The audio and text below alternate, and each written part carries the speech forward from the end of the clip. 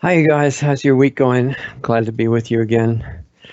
Um, Hope everything's going well. This is Lost Arts Radio Live for December 21st, 2019, which, of course, you know if you're listening live. But for the people that are listening to the archives, you found the one from the 21st of December and one more show after this, and that'll be the end of shows for 2019. It went really fast, I would say.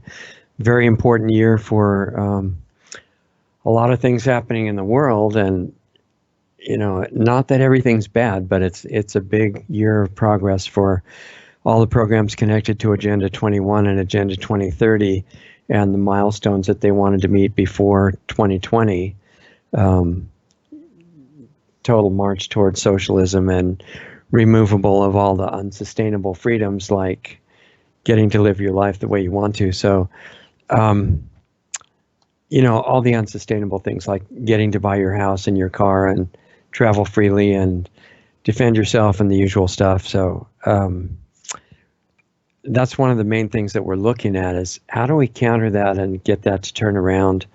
And before we get too much further, remember that in case we ever talk about anything at all controversial, which could happen theoretically, go to lostartsradio.com and sign up for the mailing list if you want to, because it's a way we can stay in touch with you in case we're suddenly not on any of these platforms.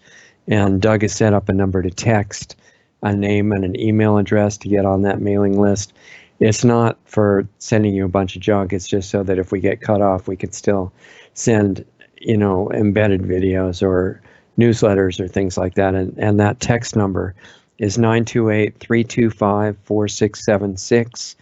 Or you can email info@lostartsradio.com with the same request, a name and an email address, and you'll be on there. We're not really doing that now, but we'll have it available in case we need it. The other thing is to remember our Brighteon channel, and they just opened up a new feature where you can actually subscribe like you do on the big channels on Brighteon. So the channel to go to on Brighteon for us is brighteon.com/channel/Lost Arts Radio. And there's more and more of the really good shows on Brighteon as people discover it. And it's a non-censoring platform. So I think it's important to support it, which you don't have to give them a bunch of money. You just go there and use it. Watch videos on Brighteon when you can. And if you're a content creator, you can put up videos on Brighteon. That gets them more traffic and helps them survive. And Mike's really done a great job with it, I think, and the features are increasing as we go on. So let me see, what else did I want to say by way of introduction here? I told you about the progress toward Agenda 2021, 2030, and they have all kinds of sub-agendas set on 2020, which starts in a few days from what I've heard. And things like Healthy People 2020 and things that all sound really good. I mean, who's against being healthy, right? And wonderful things for children and all that. The only problem is that when you get past the title, it's not really totally a nice thing. And they're trying to get rid of anything that they call unsustainable, pretty much everything that you'd like to do and have freedom in your life. So all that would be okay as a sci-fi movie, but the problem is that that's the real plan to, wipe out life on the planet, which I don't think is a very good idea. So my interest in knowing about all that stuff is not just to say, oh, this terrible stuff is all going on, but that's not even interesting unless you can use it to work on solutions, which is what we're focused on doing. And before I get much farther, I wanted to tell you, I did talk to Doug a little bit about analytics. We're still going to go into it further, but there's a huge group of listeners that really is amazing. And they're the listeners that listen to a show for less than 3 seconds. I didn't even know that's, even possible for very many people without really being set to turn it off right when it turns on, but they do. And it's a very popular length of time to listen. I don't think that they're not liking the content because there's not that much content in 3 seconds. But so I was thinking of, what can I tell all the listeners that we have who listen for less than 3 seconds? and my chipmunk speed talking is not really that great, because in 3 seconds they could get a whole show and then expand it, afterwards electronically. But I'm not good at that. So I guess all I could say is like lostartsradio.com, subscribestar.com/lostartsradio, brighteon.com, and planetaryhealingclub.com. But even that took more than 3 seconds. So, and that, besides being more than 3 seconds, I don't know which 3 seconds they're listening to. So I don't have a good plan to reach them. But for the rest of everybody who could listen, even longer than 3 seconds, last week we talked about the top 10 groups of people that could help to save the world. And I had all these bullet points about the groups, and I got through half of them.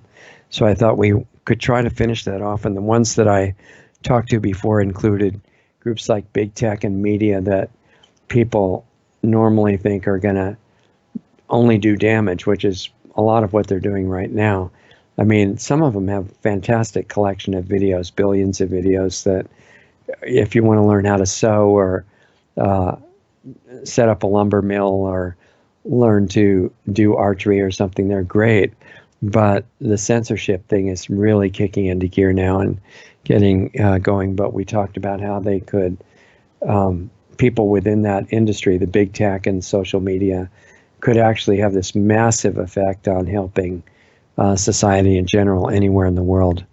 That was last week. And same thing with medical professionals, on the surface and in emergency medicine and trauma care and things like that. They're heroic, like almost superhuman medical professionals and personnel, and they're great. But with respect to health, they're a total disaster. And when the toxic and invasive treatments become mandatory, as is happening in California, New York, and other places in the country, and it's trying to spread out all over the world right now, then it's not so good. They're doing massive harm, killing a lot of people, getting everybody addicted to multiple medical drugs, they're called medicine. Unfortunately, they're allowed to do that, but they're just toxic chemicals, and they're tested for very thoroughly for toxicity before they're put into medicine, but they're not tested for toxicity to avoid it. That's what you might think if you were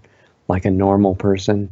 They're tested for toxicity, according to Dr. Labo and others, so that they'll be as toxic as possible and help the medical model. And the doctors mostly don't know about any of this stuff. They're not to blame for it. They don't even know what's in things they inject into your body for the most part. So they've just memorized a bunch of stuff. But the people at the top, and the doctors generally trust the drug company representatives, which is a horrible idea, but they're trained to do that. The people at the top, as in all these organizations, know what they're doing, and those people are in a position not just to do great harm, but actually to reverse course and do the opposite. So we talked about that last week, and also about teachers and professors that have changed from being real teachers to being trained to be facilitators of programs that are turned out by computers and AI and malicious rulers at the top of the educational systems of the world. And if they became real teachers again, teaching from their own wisdom, and of course they'd have to learn before they could teach, which might be a little sidetrack for some of them, but they could really change the consciousness of the kids growing up. So I said they could be a great heroic group for the world. Same thing with number 7 last week. Coming up from number 10 was the farmers and the biotech people and everybody in the ag industry that has been going more and more toward synthetic chemicals and even the organic classification they're working on, watering that down literally. I mean, for example, allowing hydroponic growing to be called organic, which is really bad. There's no way that plants grown in water with chemicals, even if they're called natural chemicals, can be anywhere close to the incredibly complex ecosystem of the soil that was actually designed for a reason, very well designed. And now you can't tell from the labels. I've talked to the Department of Agriculture, and they're labeling it so that you can't tell the difference. And because you can make so much more money growing plants in water with chemicals than you can bothering with something like soil, which actually takes work, I suspect that it's going to go more and more toward hydroponics, which means you're going to have to get, if you care about health aspects and health effects of what you put in your body, which if you don't care about that, then you just blindly get the results, which is not fun. You're going to have to talk to the suppliers, get in touch with farmers, local growers, and it's going to have to get more locally centered. We talked about that, and also last number 6 was the telecom industry that is really busy setting up the global catastrophe of 5G right now, making believe that it's wonderful. I've seen commercials that all the big companies are putting out saying how convenient and great it's going to be. It's not great except for generating money, but that's not even the reason it's being done.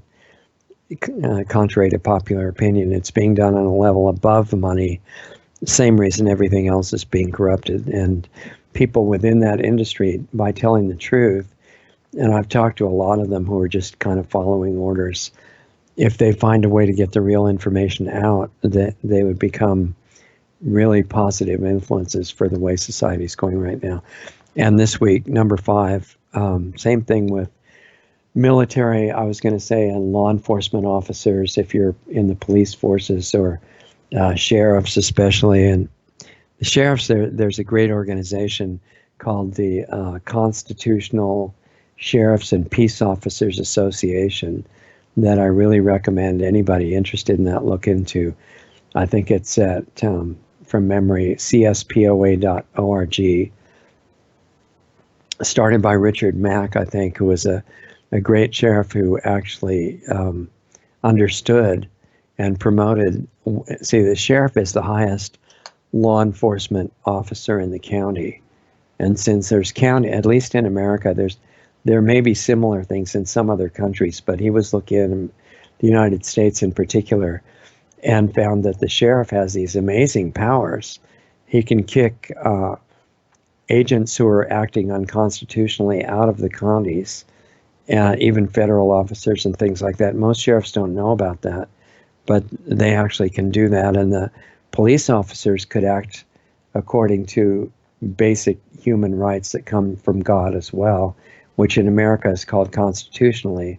But even the American founding documents verify that those rights belong to you no matter what country you live in.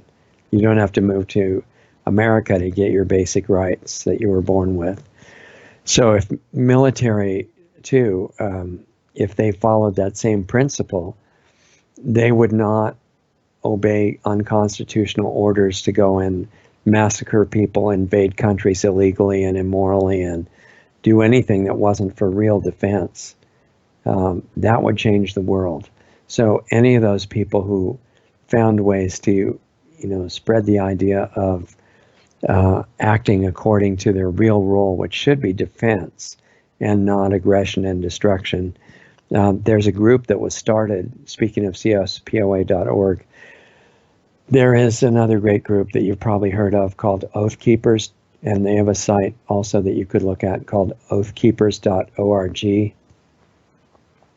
Wonderful group, and they're saying that for military and law enforcement in particular, and I think other people who want to be supportive, they're having the members sign an agreement or make a pledge that they will not follow unconstitutional orders no matter what.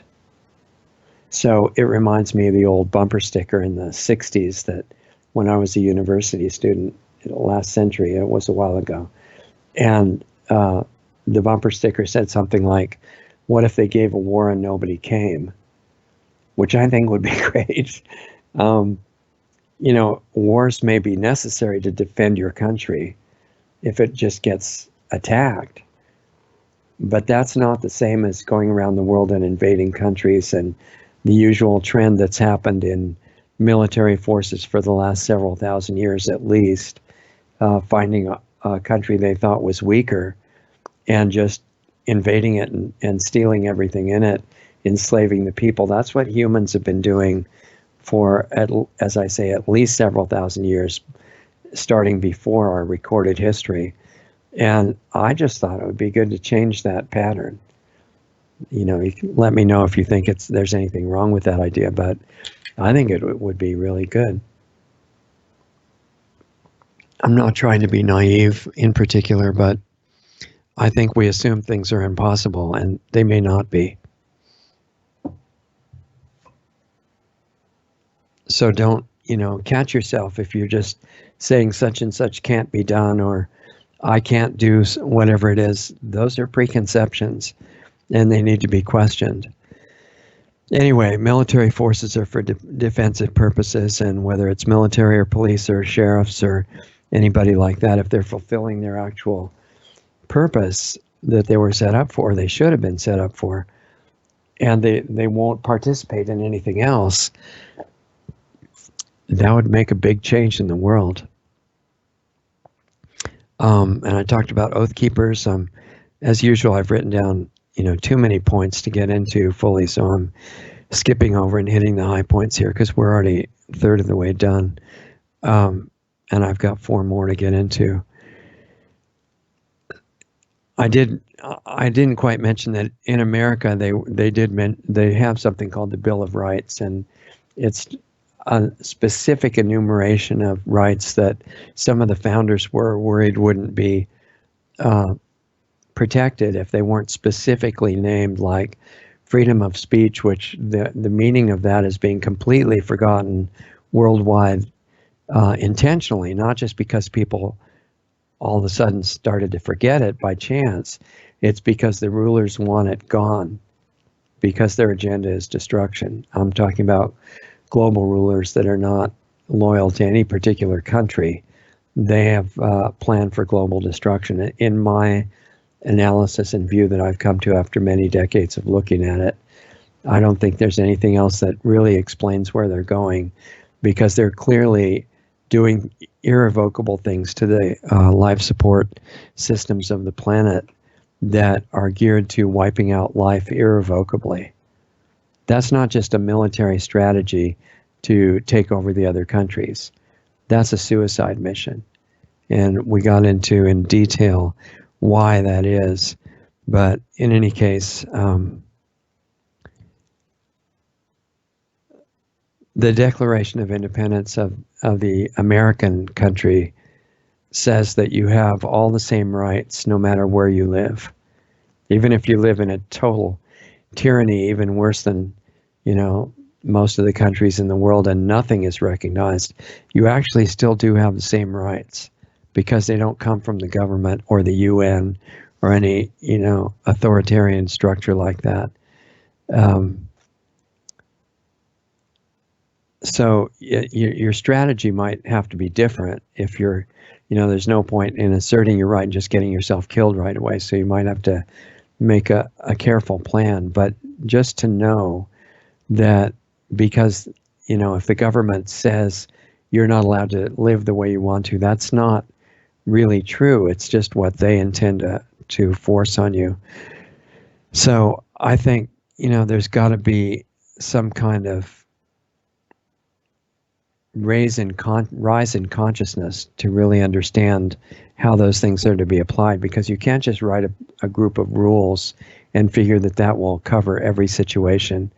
For example, a war to defend the country is necessary, or if you can't do anything by negotiation, and it doesn't matter whether the invader calls themselves an invading army or millions and millions and millions of so-called refugees that want to come in illegally under UN direction. It's an invasion regardless, because if you take away the titles, you'll see that it's exactly the same. The latter is with a little bit less firepower, but it's just as destructive.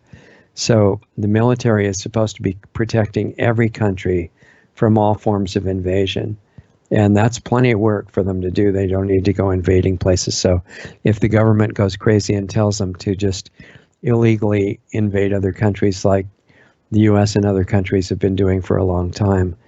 All that has to happen is the people in those forces just say, no, it's illegal to obey that kind of a immoral and in the U.S. unconstitutional order. So try to come up with an order that's right, like protecting your borders, and that one we will obey, and that's what Oath Keepers are about. Okay, we'll skip over that. Told you about what if they gave a war and nobody came. There's an example of the law enforcement situation happening right now in the U.S. in the state of Virginia that you may have heard about, that in the Bill of Rights of the Constitution of the United States, it protects the right to what they call keep and bear arms, which is self-defense and offer a deterrent to an out-of-control tyrannical government, and also protect people against private groups and gangs and invaders and criminals and things like that. And the governor of Virginia, Northam, who's the same guy that said, well, since abortion during the term of pregnancy is fine and you guys don't see anything wrong with killing a baby if it's not breathing air yet, which is an interesting thing to look at. Let's do it after birth too, because, you know, the baby's not really alive until the mother says, well, yeah, I guess I'll keep it. And this is a coordinated plan that's being promoted on Netflix and other places like that. But it's really focused in Virginia right now as a test case. And they said, well, you know, we have too much violence, so I think we'll disarm all the citizens. And the governor is serious about doing that. People who live all over Virginia in the various counties have declared almost all the counties as Second Amendment sanctuary counties. So there's this clash building between the governor, who thinks he's going to be backed up by the National Guard, and the people in the counties. And it's going to be interesting to see what happens. It'd be good to have a peaceful resolution to that instead of the clash that's building up, because if they get it to work by force in Virginia, they'll try it in all the other states. And the only countries that haven't been successful in totally disarming all their citizens so they can't protect themselves, the ones that haven't done that yet are the United States and Switzerland. I don't know of any others. I would like there to be others, but I don't think there are. So the application of that group number 5 that could help save the world, the law enforcement officers and the National Guard people and everybody in Virginia, if they remember that, yeah, there is this thing called the Constitution and the Declaration of Independence and the Federalist Papers and the other founding documents of the country, make it really clear that, like in free speech, you have to be like, free speech is not conditional.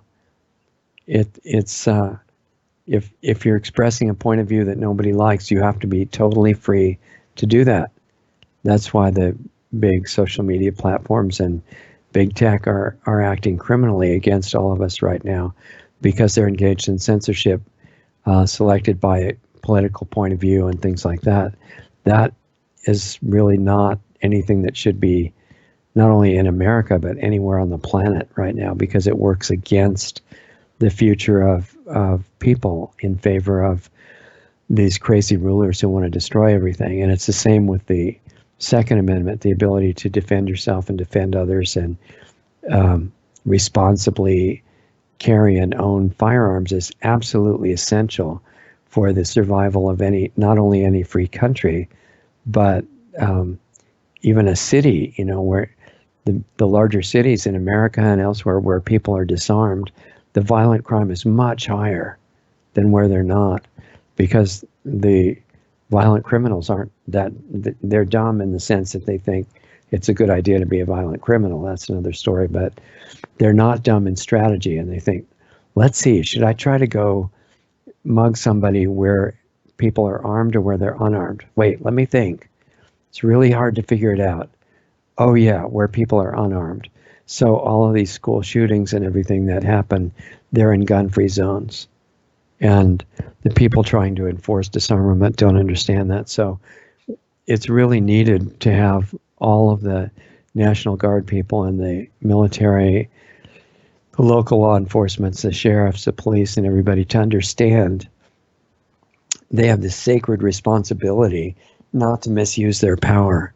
And if they get unconstitutional orders or orders in any country saying to massacre people or do things that are unethical or immoral, no matter what the law says, they have to say, no thanks, I'm not going to do that.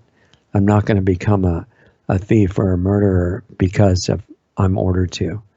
You know, like the people in 1930s and 40s, Germany said, we're just following orders. That's whatever the law says, that should be irrelevant. You can't do that. So that could be a long discussion by itself, obviously, and there are places discussing it. Oath Keepers is a good one to start at, oathkeepers.org. Number 4, I'm going to try to get through the second half at least. State legislators, governors, congresspeople, heads of government agencies, even people that are managers and workers in these places and government agencies and stuff, all the people in those positions have the same responsibility and the same standard that they should be living up to as the law enforcement people and the military. And some are trying to do that and putting ethics that they have above party affiliation, above illegal orders that they're getting to carry out against the people and against above their own fear. And some of them have become official whistleblowers now, contrary to public opinion that's trying to be built based on what the crazy people in Congress are doing. Whistleblowers are not just people that make something up. That is not a whistleblower. Shouldn't be having to say that, but you know, I'm not partisan at all, but people in the Democratic Party in this impeachment scam have been going with the idea that whistleblowing is anything you want to make up about somebody to get rid of them. That's not really a whistleblower. Oh, geez. And I mean, some of these things should be really obvious. And the fact that anybody falls for this kind of crazy stuff that's coming out of some of the politicians in America, you know, they have a serious awareness problem. And that's why you start by working on yourself. And if you want to help with any of these things. Anyway, getting on to number 3 group, and I would say the central bankers in any country are in a position to do fantastic good, not because they have any real money to lend anybody, but to expose the fraud that they've been involved in since the central banks in each country were started. And in America, that happened in 1913, at least the current version of the central bank. There were others before it that Jackson and other people fought against. But the current one started in 1913. Total scam. It's a brilliant, the huge theft plan, basically. They siphon the wealth out of the country. And all of these central banks, they're not independent. They work under the coordinated supervision of the Bank of International Settlements in Switzerland. See, one of the things that people have as a difficulty in understanding any of these issues is that we've been trained all our lives, especially the people who've been subject to television and to some degree radio before that, newspapers and things, but it's much more coordinated attack now. We've been taught to believe and trust authority figures. So anything that the authority, like a television commentator or something, looking authoritative and condescending and saying, yes, this is my studied analysis, you know, and they're just reading off a teleprompter. And people believe what they say. And so they say this incredible nonsense. And one of the scams that's been perpetrated relying on that fact that people believe in authorities is the central banks and the fractional reserve banking in every country. It's a long subject, but if you want to understand it, which almost, you know, everybody thinks that economics and banking are too hard to understand. That's not true at all. They're obscured and they're made complex so that you'll give up on the idea of even trying to understand them. But everything is simple if you break it down into its actual parts. And there's a great book on the central bank in America, which has the euphemistic name of called Federal Reserve. I say that euphemistic because it's not federal. It doesn't bring any reserves of anything into play in its system. It just steals the wealth of the country. That's its main function. But it does it in a very sophisticated way, like the central bank of every other country does. Russia and China and now Libya. And I mean, Libya didn't have one. That's why the U.S. military was used to destroy the country so they could put another one in, among other reasons. But the people need to understand the scams that are being used against us, and then we get into the next step of, all right, what do you do to fix the situation? And most people, if they even know about it, most people don't even know about it. They're so busy trying to survive in the world now, partly because of what the central banks have done, because of the money stress that every country, essentially every major country that I know of, is very rich. And people say, oh, this is a really poor country, all these people are starving. Yeah, the people may be starving, but it's not because the country isn't rich. It's because whatever wealth it has is not going to the people who work for it. It's going to the people who have these complex systems of theft. And I don't mean successful business people. We're told to hate them. That's a big, distraction, and it's not based on truth at all. The people stealing it are the central bankers, and at the community level, the banks that are allowed to engage in fractional reserve banking are a part of the issue as well. Not the people who work there. They're great people. Don't blame any of them. It's the system itself created from a much higher level. But fractional reserve banking is amazing. And again, people don't take the time to ever try to understand it. But they think, if they even know about it, they think like if the bank has $100, then it can only lend out $50 because it's got to keep 50 for in case anybody wants to withdraw money, something like that, which is, somewhat based on reason. But no, that's not what fractional reserve banking is. It's if the bank has $100, they can lend out $3,000. Where do they get that? Well, they just make an entry in the computer that says, we're lending you $3,000, and they get your promissory note, put that in the vault as an asset, and they've just balanced out their books. It's total criminal fraud, but it's an entrenched system, so very few people ever question it, and that's why that's one of the reasons that everybody's struggling so hard for survival, because the huge wealth of the country is not there to be accessed through private enterprise and free market capitalism, which is not what we have in the U.S. right now. It's a really good system. It means you're free to make money in any honest way that you want, with the proviso, or should be the proviso, the caveat that you don't make your money by setting up a business that, destroys other people or, misrepresents what you're doing, stuff like that. Honest mistakes are one thing, but companies are set up to monetize things like GMOs.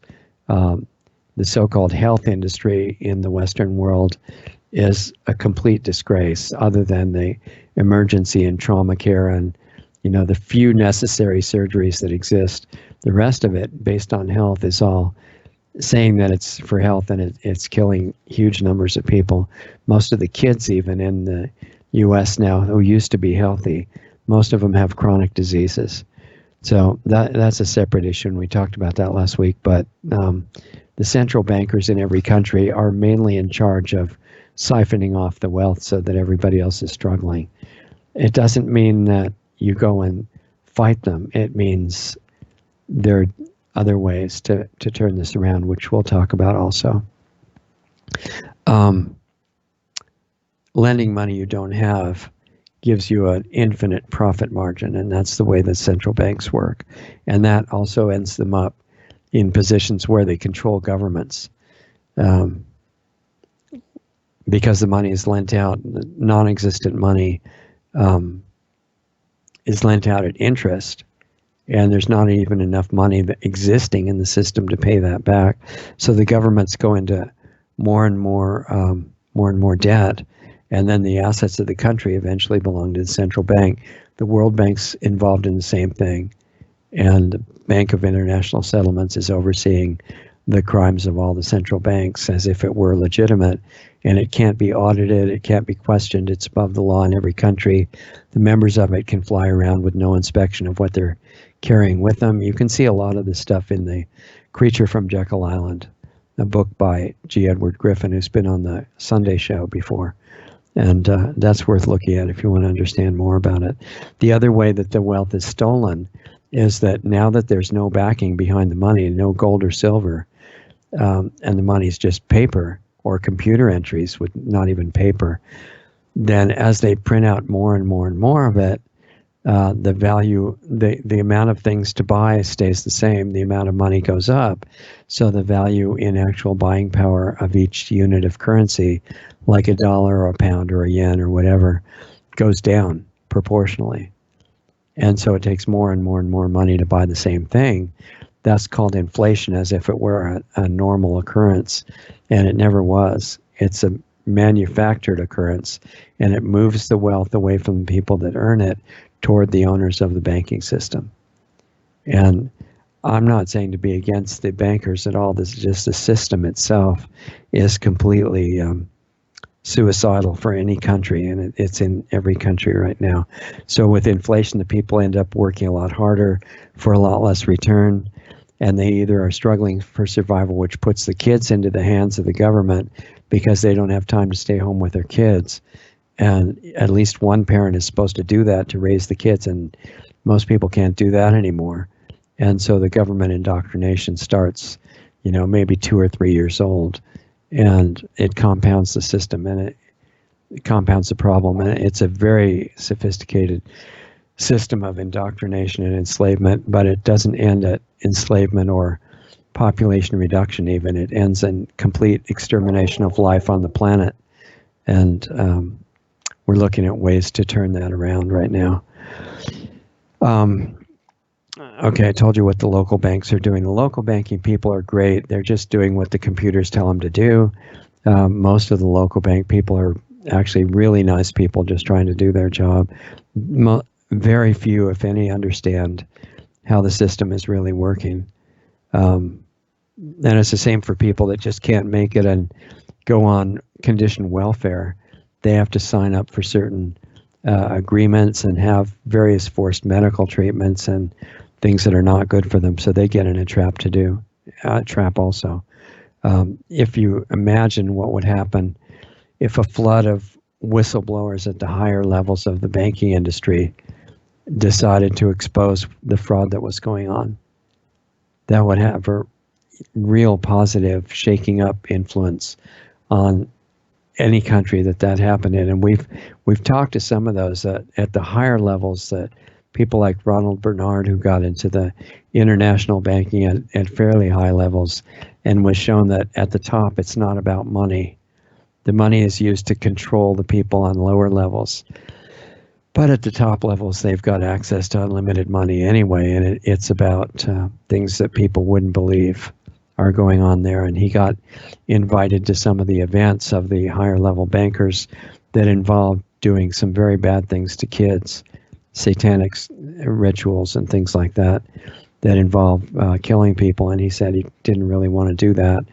And he was lucky to get out alive. We hope to have him on the show in person before too long. That's a big issue as well. That number two that I had wanted to get into and I didn't get to last time, people within the geoengineering programs and the chemtrail pilots and their bosses. And I know some of the groups trying to get geoengineering stopped don't want to call them chemtrail anything because they won't sound as impressive to convince the so-called scientists. And that's fine if that's the way they want to go. But my feeling about it, what I'm observing is, if those scientists could have been convinced, they're smart enough to know within about 10 minutes of reviewing the data what's going on, and they've chosen not to. So those aren't scientists. Those are mouthpieces to deceive the public. And for myself, I may be considered not respectful enough for the right terms, but I'll call them chemtrails because they're trails of chemical garbage being dumped in the atmosphere, toxic metals and bioweapons many things that have nothing to do with weather control,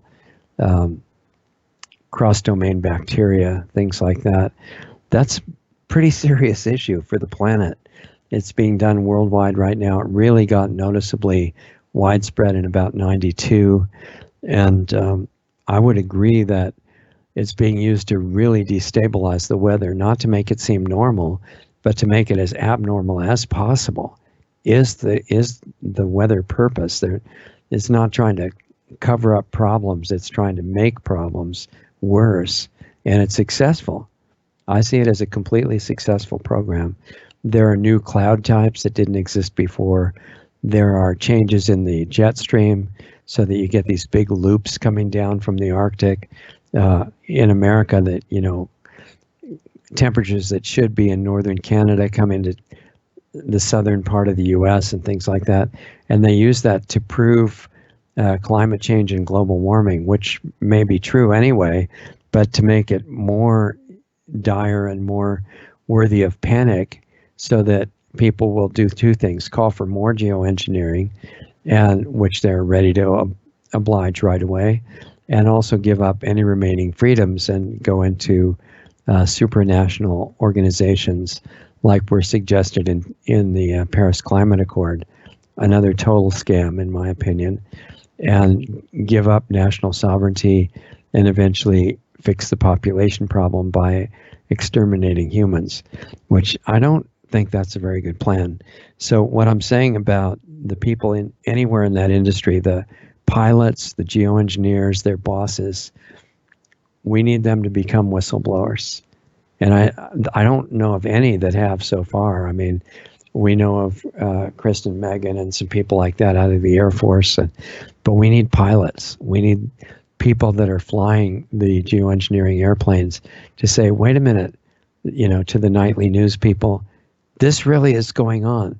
It's not even, on the news they tell you it's not happening, and they say, well, we might have to do it, and maybe we're doing it on a test level, but it's not happening, and it's a conspiracy theory, and you're crazy.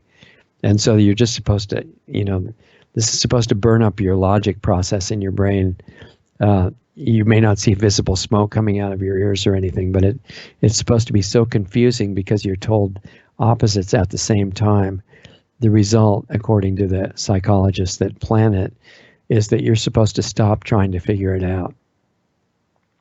But there's no reason you should stop trying to figure it out, because it's really obvious. There's a lot of great information at geoengineeringwatch.org, Dane's site, and also on Russ's site at globalskywatch.com. Those are good places of information. And there's globalskywatch.com has links to sites working to stop geoengineering all over the world. It's a really good resource. And between the two, in one day, anybody that wants to can understand a lot of the issue, enough to know that it should stop like the same day. And the way to stop it, in a normal world, it would never have started, right? But the way to stop it is to use the military for a legitimate function. They don't even have to shoot down these airplanes. They just go up and escort them to the ground, because they're just unarmed large jets for the most part, and arrest the pilots and get the pilots to tell them who the bosses are in exchange for a few less life sentences for what they're doing. And if the news won't report it because they're in on the whole thing, the major media is as criminal as the geoengineers, because they go along with it and hide it. Then get the big private news sources to put it out so that the whole public knows about it. And a big step toward that would be real whistleblowers, especially pilots and the people that direct the pilots. Those are one of the most secret groups anywhere, and they must have such massive threats and maybe blackmail. Maybe they only hire pilots who can be blackmailed, which is one of the reasons they need the child trafficking business. And they're upset that the current president is cracking down on that. But they need whistleblowers to somehow break that code of silence and come out and explain what they're doing. And of course, the criminal media that we have in the US and most of the world will say, these are crazy people, and they'll bring up a bunch of women who say they raped them and whatever they can do to discredit them. But hopefully the public, that's not too drugged out at the moment, will be able to understand this is really serious. It's not just the weather. Yeah, they're destabilizing the weather so that you'll be terrified and give up your rights to save the earth. But it's much more than that. When you dump explosive powdered metals on the forest for years, like they have in California, you can make unusual fires that melt metal and glass. And normal forest fires and house fires don't do that. So this is what geoengineering is doing.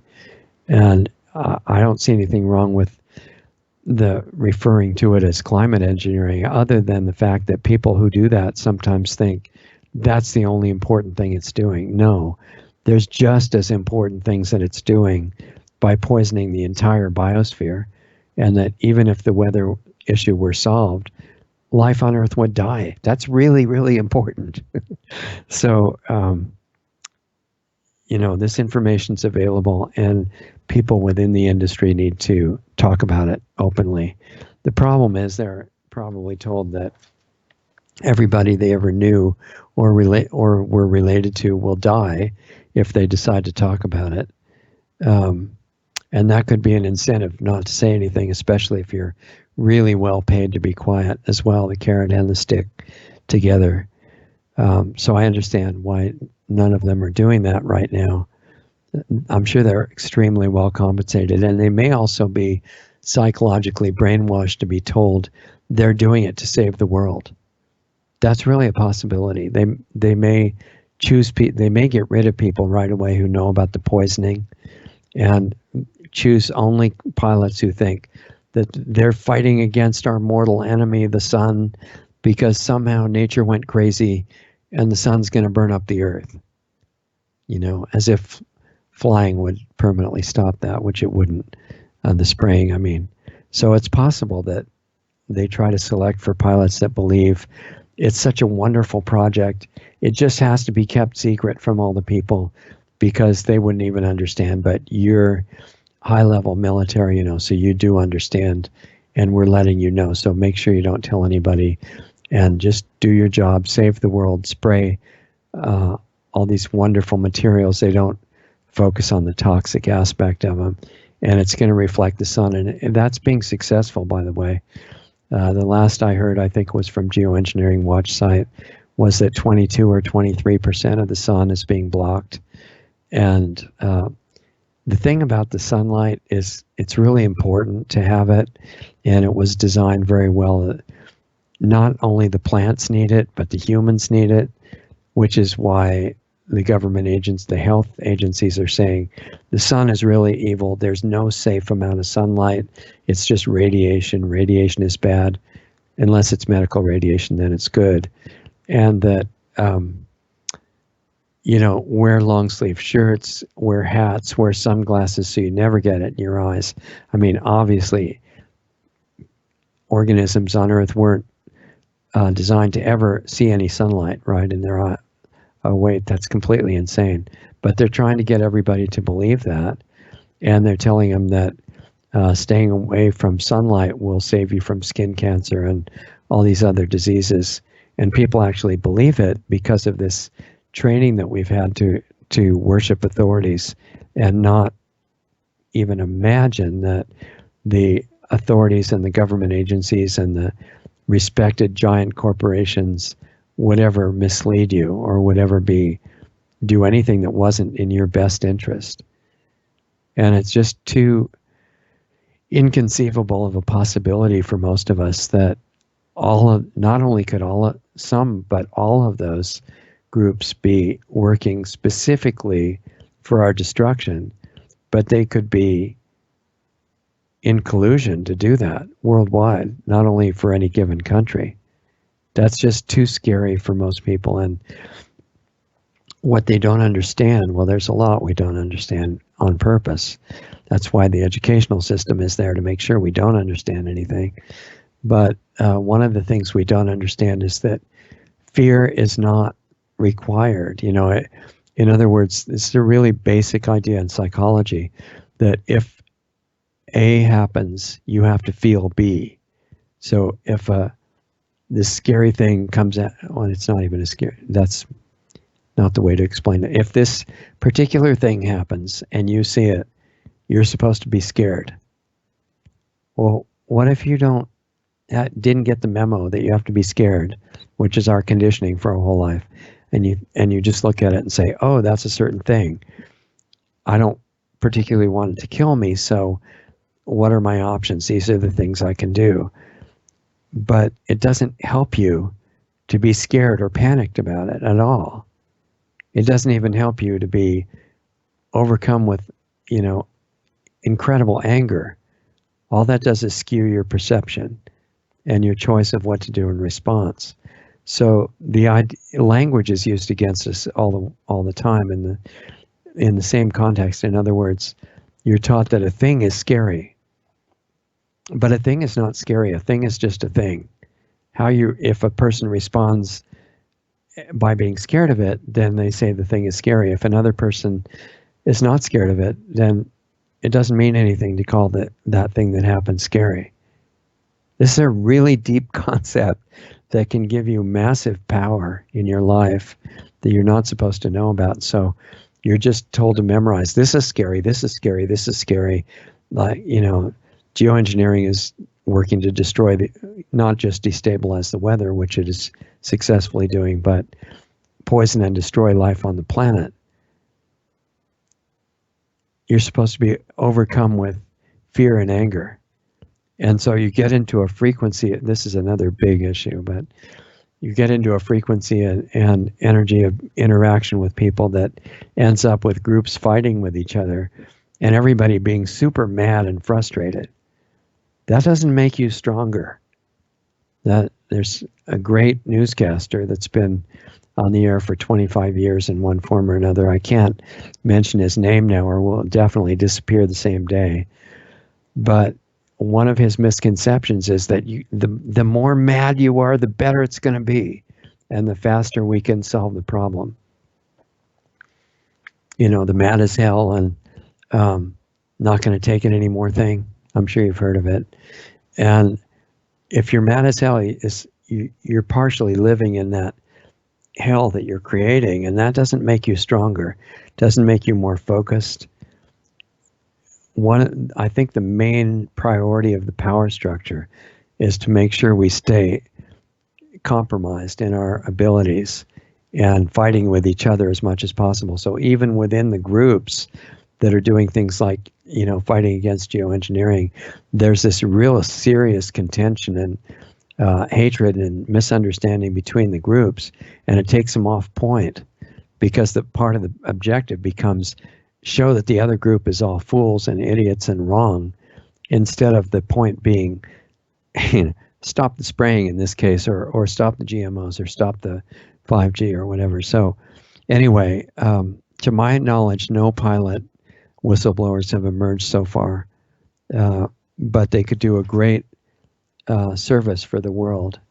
And if any of you guys hear this that are employed as flying the jets that spray, do your homework. Your bosses haven't told you what it's for, because I don't believe you're all in on the destruction of life.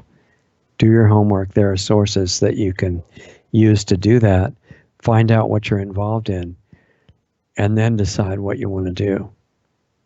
Is the money the top issue? I understand it's a big issue because you want to take care of your family. But is it that, or do you want to look back on your life when you finish it, which will feel like in a few minutes, even if it's many years, and say, yeah, I really did something valuable for the world. You could be one of the types of people that help save the world. And the number one group, and we're almost out of time here, is the most important, and it's the most powerful to really give us the best chance to turn this agenda of destruction around and save everybody from the future that our rulers are planning, and those who serve them in the entire power structure are not being very intelligent. And so if you're in the agencies that are involved in the censorship or, the financial enslavement and various things like that, you're short-sighted. I'm not saying you're bad. I don't believe anybody's bad at the core. They're just covered with massive programming, some of which is really nasty. The reason number one is the most important type of people that could help save the planet from this stuff is, and when I say save the planet, I mean for real. I don't mean the nonsense about the Green New Deal and things like that, and austerity and trying to use no energy. And by the way, don't exhale because evil CO2 comes out of your mouth. God made a big mistake with that. I'm not talking about that stuff. I'm talking about for real against the threat, which is the agenda of global destruction. So the reason it's important is because number 2 to 10 on the list could be ignored by the rulers. All the people that I've recently been in touch with who are fighting the 5G rollout, which is a good thing to try to stop because it's a weapon system, as Mark Steele and Barry Troyer and other guests on the Sunday show have explained in great detail, and those archives are available free anytime that you guys want to learn about what's involved in 5G, along with websites like Scientists for Wired Tech and things like that. But if the rulers are confident, which they appear to be, in their advanced weapons and other things that they're going to use against the people at the right time, they may ignore number 2 through 10. And even in the case of whistleblowers, there's no guarantee that they would change course because they're really devoted to it. And like Obi-Wan Kenobi told Luke in one of the original Star Wars, I think it was the first one maybe, of the original trilogy, and he said, well, yeah, we may not win by force, but there's other ways to win this battle, and that's true in our case too. I'm just looking over everything else that we've got here and see what to skip. The one tool, or the one thing that the rulers can't overcome because there's no defense against it, and it's the one that they absolutely don't want us to ever discover, because obviously it would end the whole game, even though in the end it would be good for them as well, because people who use this tool don't want to fight the rulers, other than in self-defense in necessary situations. If they come to do bad things to you, you have to defend people, yourself and others. But other than that, the people who know about this tool don't have any ill will toward the rulers. It's called consciousness, and it's the biggest subject there is, and it's behind everything. And I'm not talking about awareness of the list of everything bad happening in the world. I'm talking about self-awareness on an experiential level that's much deeper than almost anybody remembers. And that's what they never want us to find out. Yeah, they don't want you to know that 5G is bad and that geoengineering is a kill program, or any of this stuff, or that chemical agriculture is insane and causing all the medical issues that we have, or a lot of them. That's true. They don't want you to know about that. But what they really don't want you to know, and it sounds trite because I don't know a better language to use for it, they don't want us to know who we are. That's number one, without question.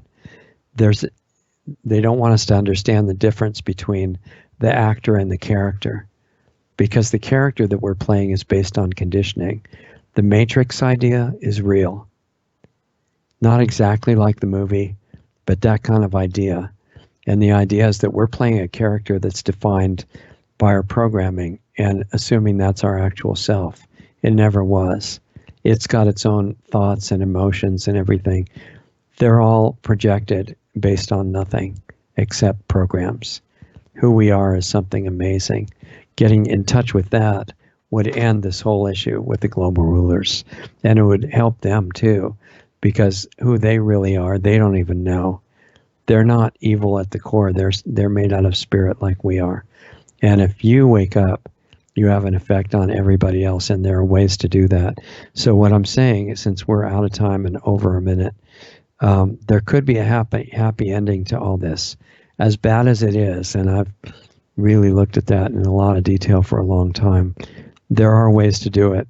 The regular projects, you could still be, fighting geoengineering or nuclear power or whatever you want to do, but this kind of work with consciousness not only helps fix your body, so you don't have to be bothered with all the usual aging and degenerative disease and infectious disease problems and stuff like that. There are ways to eliminate all those, but it makes you more effective in whatever outer work that you're doing, which is very valuable.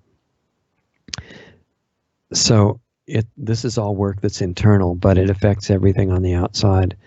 So the question is if enough of us are willing to do that, and I don't know the answer. So we're going to find out, though. That's what we're working on in Planetary Healing Club.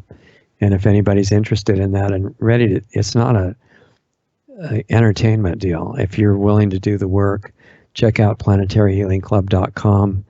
And if you want to support our work, we have a Subscribestar page, subscribestar.com/LostArtsRadio. And Planetary Healing Club has small dues that go to the nonprofit that keeps us all going as well. So that's helpful. And then I do a few private sessions that go to support the same nonprofit as well, if you're interested in that. Remember to get on the mailing list, like I said, and subscribe to us on Brighteon right away before you forget. And the Sunday show, we're continuing our series with Joel Skousen on history of the deep state. I think you'd find that really valuable if it's a subject that you're interested in. So anyway, sorry for going over time, a couple minutes. I really appreciate your giving us a little of your time. Hope you're having a great weekend. Sunday show tomorrow with Joel and Planetary Healing Club in 26 minutes. Anybody that still wants to get in on that, planetaryhealingclub.com. And otherwise, have a great week, and I will see you next time.